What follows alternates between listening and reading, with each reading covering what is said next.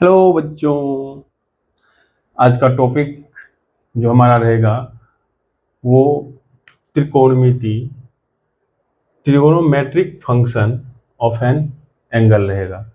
तो आज हम सबसे बेहतरीन टॉपिक की शुरुआत करेंगे जिसको हम लोग बोलते हैं ट्रिगोनोमेट्रिक त्रिकोणमिति।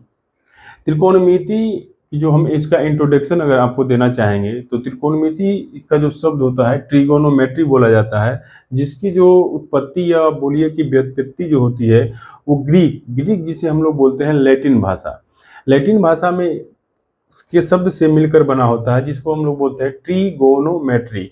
मतलब ट्रिगोनोमेट्री मतलब हो गया ट्रिगोन और तथा मेट्रोन। ट्रिगोन का मतलब तीन हो गया, मेट्रोन मतलब मापना, मतलब तीन भुजाओं का क्या होगा, मापना। तीन भुजाओं को हम लोग कैसे मापेंगे, तो इसी के बारे में आज हम डिस्कस करेंगे। और ये जो हमारा चैप्टर है वो बहुत ही इम्पोर्टेंट चैप्टर माना जाता है। आप क्लास 10th में बिहार बोर्ड के बच्चों के लिए शुरुआत होती है, क्लास 10th 11 12, और आगे चलकर अगर आप इंजीनियरिंग के सेक्शन में जाना चाहते हैं या कोई भी कंपटीशन की दुनिया में जाना चाहते हैं तो ये जो चैप्टर है हमारा ट्रिगोनोमेट्रिक, ये बहुत ही इम्पोर्टेंट चैप्टर माना जाता है।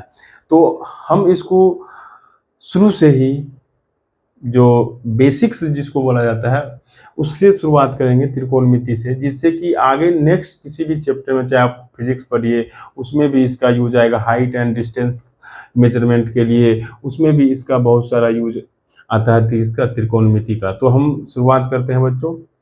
तो मैंने आपको समझाया कि ट्रिगोनोमेट्रिक जो फंक्शन है, ये ट्रिगोनोमेट्रिक जो हमारा क्या है फंक्शन है, ये ट्रिगोनोमेट्रिक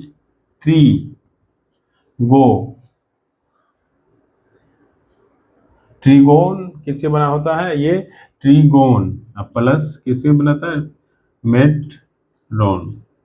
ट्रिगोनो मेट्रोन से बना होता है। ट्रिगो का मतलब होता है ट्राई, जिसे आप थ्री साइड्स बोलिए, और मेट्रोन होता है मीजर। मेजर का मतलब होता है मेजर करना, मतलब मापना, तीन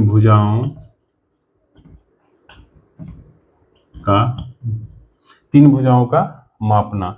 तो ये होता है त्रिकोणमिति। तो इसको अब मैंने समझाया। अब आइए हम लोग इसमें समझेंगे जनरेशन ऑफ एंगल्स। पहला जो शुरुआत हम बेसिक्स करने की, जनरेशन ऑफ एंगल्स क्या होता है, मतलब कोणों का बनना या कोणों का सृजन। तो ज्योमेट्री मतलब ज्यामिति में बोला जाता है कि दो सरल रेखाओं के एक बिंदु पर मिलने से कोण बनता है। क्या डेफिनेशन है कोण का, सिंपल सी परिभाषा है कि दो सरल रेखाओं के एक बिंदु पर मिलने से क्या होता है, कोण बनता है। दो सरल रेखा, कोई भी आप सरल रेखा लीजिए, वो अगर एक पॉइंट पे मिल गया, जैसे हमने माना कि एक सरल रेखा ये है, दूसरा सरल रेखा ये, तो इस क्या हो गया, एक बिंदु पे आके मिला, तो यहाँ पे क्या हो जाएगा, एंगल का क्या हो जाएगा, फॉर्मेशन हो जाएगा। मतलब कोण का क्या हो जाएगा, ये कोण का एंगल का हमारा निर्माण हो जाएगा। बट जब परिभाषा है कि दो सरल रेखाओं के एक बिंदु पर मिलने से जो कोण बनता है, ये आपका लिमिटेड नहीं है। क्यों लिमिटेड नहीं है, क्योंकि इससे जो कोण बनेगा वो या तो एक्यूट एंगल बनेगा, मतलब न्यून कोण बनेगा, या ऑब्ट्यूज बनेगा, अधिक कोण बनेगा, या क्या बनेगा, रिफ्लेक्स एंगल बनेगा, जिसे हम लोग हिंदी में पुनर्युक्त कोण बोलते हैं। ऑब्ट्यूज को बोलते हैं अधिक कोण, एक्यूट को बोलते हैं न्यून कोण। आप सभी लोग जानते होंगे कि एक्यूट 0 से 90 डिग्री के बीच का कोण एक्यूट एंगल होगा। ऑब्ट्यूज का मतलब क्या हो गया, ऑब्ट्यूज एंगल का मतलब हो गया अधिक कोण, मतलब ये 90 से 180 के बीच रहेगा, डिग्री 180 के बीच रहेगा। और आपको अभी मैंने बताया कि जो रिफ्लेक्स कोण है, रिफ्लेक्स एंगल, ये क्या होगा, 360 डिग्री से कम होगा। कहने का मतलब है इसके बीच आप जो एंगल का मेजरमेंट कीजिएगा तो वो आप या तो 90 डिग्री कीजिएगा, 90 डिग्री से कम कीजिए, 90 डिग्री और 180 डिग्री के बीच कीजिए, 180 डिग्री या 360 डिग्री के बीच कोण का मेजरमेंट कीजिएगा। और ये भी बोला जाता है कि जो हमारा एंगल होगा, एंगल बनने का है कि एक एंगल पॉजिटिव होगा, दूसरा निगेटिव भी बन सकता है। एंगल जो हमारा होगा पॉजिटिव भी बनेगा, निगेटिव भी बनेगा। तो क्या होता है कि अब ये बातें आती है कि जब एंगल हमारा पॉजिटिव भी बने नेगेटिव भी बने, तो इसका मतलब ये तो फिक्स हो गया ना, इसके बीच जब कोई भी कोण बन रहा है तो एक्यूट ही बन रहा है, और मतलब 360 डिग्री से कम का कोण बनेगा, बस ऐसा नहीं है। किसी भी एंगल का मैग्नीट्यूड या परिमाण हम कुछ भी मान सकते हैं। तो इसके लिए क्या होता है, आगे चलकर त्रिकोणमिति की परिभाषा में जो बन के आता है कि त्रिकोणमिति में किसी भी समतल में एक बिंदु के चारों ओर किसी सरल रेखा के किसी सरल रेखा के घूमने से क्या होती है, कोण बनती है। ये आपका इंपॉर्टेंट क्या है, ये आपका इंपॉर्टेंट डेफिनेशन हुआ कि त्रिकोणमिति में किसी समतल, समतल का मतलब क्या होता है, प्लेन मान सकते हैं। तो ये क्या, किसी समतल में एक बिंदु के चारों ओर, अगर ये पॉइंट है, इस बिंदु के चारों ओर किसी सरल रेखा के घूमने से जो कोण बनेगा, इसको घूमते जाइए आप, जितना डिग्री का भी कोण बनेगा वो क्या कहलाएगा, मतलब सरल रेखा के घूमने से जो फॉर्मेशन बनेगा एंगल का वही कहलाएगा किसमें, आगे चलकर हमारा त्रिकोणमिति में। ये कोण वेरिड होगा, इसमें पॉजिटिव भी होगा निगेटिव भी कोण हो जाएगा। और क्या है कि आपने, अगर ये जरूरी नहीं है कि 360 डिग्री हो, तो 720 डिग्री भी होगा, 1080 डिग्री भी होगा। तो इस तरह से कितना भी डिग्री एंगल का जो हम लोग मेजरमेंट करेंगे, मतलब जो मैग्नीट्यूड इसमें आएगा, मैग्नीट्यूड कितना भी डिग्री का क्यों हो उसको हम फाइंड आउट कर सकते हैं। तो ये हमारा है कि पहला हम लोगों को मैंने आपको समझाया कि जनरेशन एंगल का सृजन कैसे होगा। तो एंगल का सृजन होगा कि दो सरल रेखाओं के एक बिंदु पे मिलने से हमारा क्या बन जाएगा, एंगल बन जाएगा। आगे नेक्स्ट हायर स्टडी के लिए आपको क्या बनेगा, चारों ओर जब घूमिएगा आप तो ये एक एंगल बनेगा, उसी को हम लोग बोलते हैं, सा समझ लें क्या होता है क्लॉकवाइज, क्या होता है एंटी क्लॉकवाइज। डेफिनेशन अगर बताया है, मान लिया जाए ये x है, ये एक a है, ये c है। मान लीजिए ये हमने घुमा, यहां से घुमा यहां तक आया, फिर यहां से घुमा यहां तक आया। तो किसी भी प्लेन में जब हम क्या कर रहे हैं, रोटेट कर रहे हैं, मान लीजिए ये एक्यूट एंगल बनाएगा, ये कोण यहां से बनाएगा, ये कोण बना, कितना बन जाएगा, 90 डिग्री से, क्या 90 डिग्री से ज्यादा का कोण बन जाएगा। यहाँ पे घूम के हम फिर आए, तो इस तरह से ये जो एक किसी पॉइंट पे घूमने से क्या बनेगा, वो हमारा सर्कल मतलब एंगल बन रहा है। ये एक्यूट एंगल होगा, ऑब्टूज होगा, कितना भी एंगल का परिमाण हम लोग निकाल सकते हैं। साइड,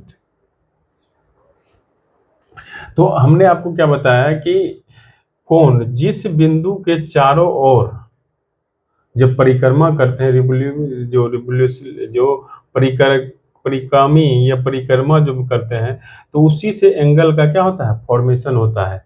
और उसमें एक होता है इनिशियल पोजीशन, दूसरा होता है फाइनल पोजीशन। इस दोनों की स्थिति को क्रमशः हम लोग, एक को बोल देते हैं प्रारंभिक भुजा, दूसरे को बोल देते हैं अंतिम भुजा। अब इसमें एक और टर्म आता है जिसको हम लोग बोलते हैं वर्टेक्स।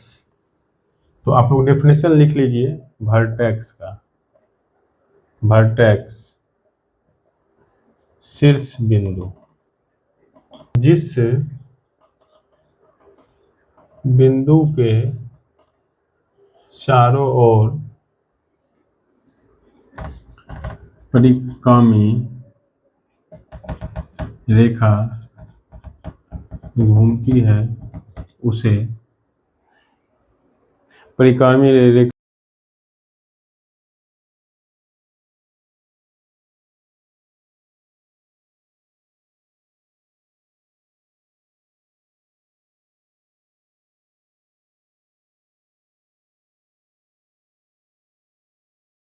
घूमती है उसे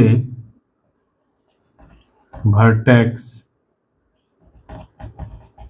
कहते हैं। जैसे आप एग्जांपल से समझिए, मान लीजिए ये ए है, ये बी है।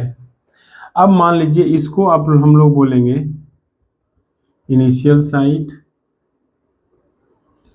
यहाँ से हमने घूमना स्टार्ट किया, इसको इनिशियल बोले, पॉइंट बोलिए इनिशियल साइड, और इसको बोला इनिशियल जाएगा साइड और फाइनल फाइनल साइड। साइड इसको बोलेंगे का जो फाइनल मिलान साइड होगा, चारों ओर जो इसको घूमेगी, मतलब बोल इस दिए पॉइंट्स को ही बोला जाता है वर्टेक्स। प्रारंभिक भुजा, इसको मतलब बोल दिए शीर्ष। अंतिम भुजा। तो आप ये और बातें इस को ये समझना परिक्रामी इम्पोर्टेंट है कि वर्टेक्स भुजा क्या है, शीर्ष बिंदु क्या है। तो शीर्ष बिंदु को आप लोग बोलेंगे जिस बिंदु के चारों ओर परिक्रामी रेखा घूमती है, उसे हम लोग बोलेंगे वर्टेक्स। तो 2 पॉइंट आपको याद रखना है। क्या रखना है? एक इनिशियल साइड्स, दूसरा फाइनल साइड्स, और तीसरा क्या हो गया उसका वर्टेक्स। इसको राइट डाउन करिए।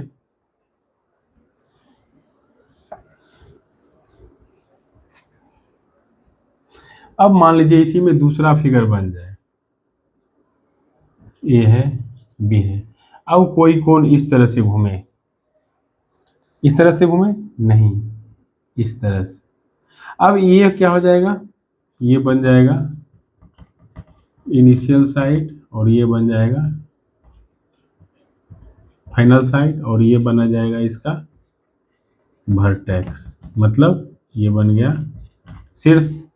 तो यहाँ पे आपको क्या दिख रहा है कि मतलब जब हम एक इस तरह से रिवॉल्व कर रहे हैं, घूम रहे हैं, दूसरा अगर क्या कर रहे हैं किसी एक्सिस के इस तरफ से घूम रहे हैं, मतलब इसमें डायरेक्शन बोला गया कि एक घूमेगा क्लॉकवाइज, दूसरा घूमेगा एंटी क्लॉकवाइज।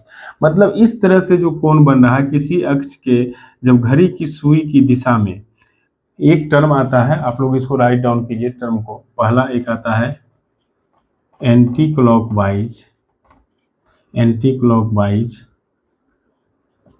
दूसरा आता है क्लॉकवाइज। क्लॉकवाइज का मतलब होता है वामावर्त, का मतलब होता है